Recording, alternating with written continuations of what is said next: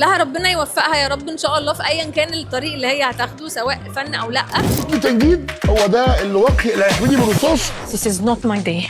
It's not your job اصلا، خلينا ساكتين. اوعي ما ينفعش انت قدام.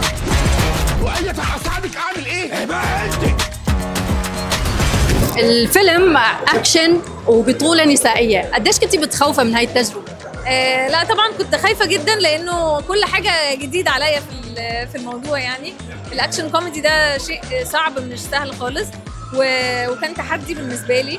بعض النقاد قالوا انه هو فيلم للاطفال، فشو بتردي عليهم؟ لا بالعكس خالص، لا مش للاطفال، يعني اللي هو للاطفال برضو، بس قصدي ان هو لكل الفاميلي. بطوله نسائيه خصوصي على شباك التذاكر احيانا بتخوف المنتجين. طيب انت مين بترشحي كمان اسم ثاني غير دنيا يكون تاخذ بطوله نسائيه من الفنانين؟ اكيد ايمي.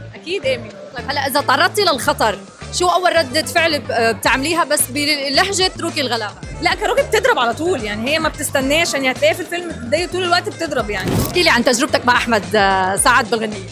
كانت لذيذه جدا، كنا مبسوطين قوي احنا بنعمل الاغنيه الحمد لله عملت فيدباك حلو، وهو طبعا نجم كبير وصوته جميل، كلنا بنحب صوته. اللي بيحبنا على جنب وركنا على جنب التانيين، عايزين حد يكلم حد يتصرف لنا في الوحشين. وبالنسبه لمشاركه بنتك معاكي كمان، اقول لها ان انا يعني اتبسطت بيها قوي في الفيلم، وبشكرها قوي هي وايمي عشان هم وقفوا جنبي في الفيلم.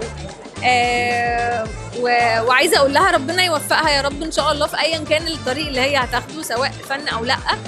ولا ان انا بحبك قوي وان انا فخوره بيها قوي.